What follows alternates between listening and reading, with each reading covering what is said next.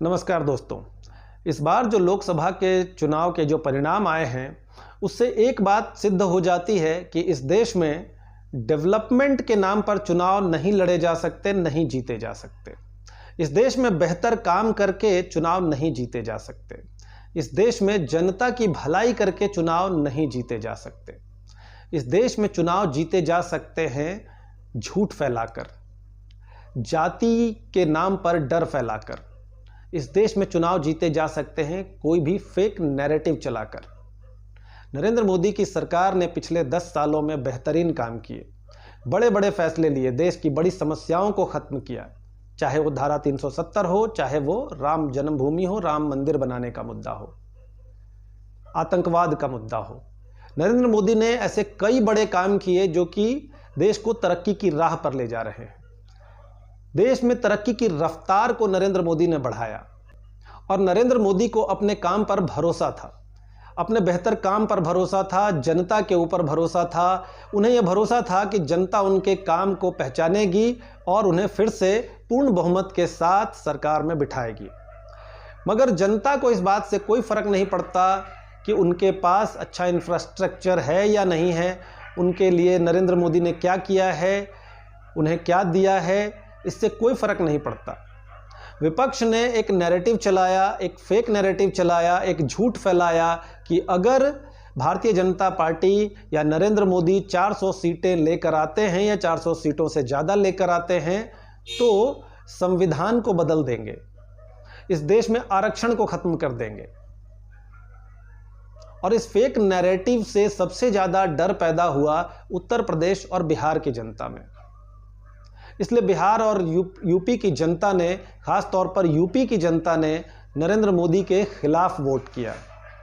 हालांकि जीत एनडीए की हुई है, नरेंद्र मोदी और उसके साथ के जो दल हैं वो सरकार बनाएंगे, मगर जो देश की रफ्तार है वो कहीं ना कहीं धीमी हो जाएगी। जो देश में तरक्की की रफ्तार है, डेवलपमेंट की रफ्तार है, वो कहीं ना कहीं धीमी हो जाएगी, क्योंकि भाजपा पूर्ण बहुमत में नहीं है, अपने घटक दलों के साथ सरकार बनाएगी और घटक दल कहीं ना कहीं समय समय पे उन्हें आंख दिखाती रहेगी।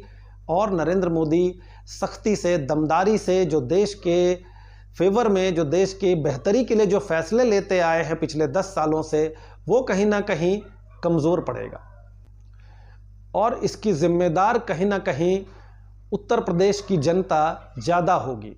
मैं उत्तर प्रदेश की जनता को इसलिए कह रहा हूँ कि जो फेक नैरेटिव चलाया गया कि संविधान बदल देंगे और आरक्षण को खत्म कर दिया जाएगा, तो मध्य प्रदेश की जनता भी आरक्षण का लाभ उठाती है, लेकिन इस फेक नैरेटिव का ज़रा सा भी असर मध्य प्रदेश की जनता पर क्यों नहीं पड़ा? इसका मतलब साफ है कि मध्य प्रदेश की जनता पढ़ी लिखी और समझदार है। वो झूठ में और सच में अंतर समझती है। उस मध्य प्रदेश की जनता ने नरेंद्र मोदी के कामों को पहचाना। उत्तर प्रदेश की जनता कहीं ना कहीं नरेंद्र मोदी के साथ दगा कर गई।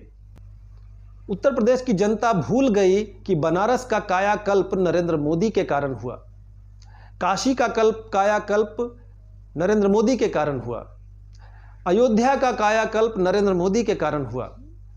अमेठी में स्मृति ईरानी ने बेहतरीन काम किया, जिससे भी बात हुई सबने यही कहा कि अमेठी में बेहतरीन काम किया है स्मृति ईरानी ने, लेकिन फिर भी स्मृति ईरानी को भी हार का मुंह देखना पड़ा।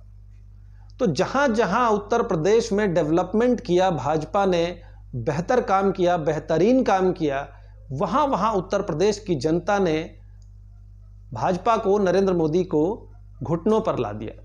इससे अंदाजा लगाया जा सकता है कि किस तरह से आरक्षण और जातिवाद का मुद्दा इतना बड़ा है कि वो डेवलपमेंट पर भारी पड़ गया। अगर अगले 5 साल नरेंद्र मोदी की सरकार होगी, नरेंद्र मोदी अभी शपथ लेने वाले हैं, नरेंद्र मोदी की ही सरकार होगी, लेकिन अगर देश की रफ्तार, तरक्की की रफ्तार धीमी होती है तो इसकी जिम्मेदार कहीं ना कहीं उत्तर प्रदेश की जनता ज़्यादा होगी।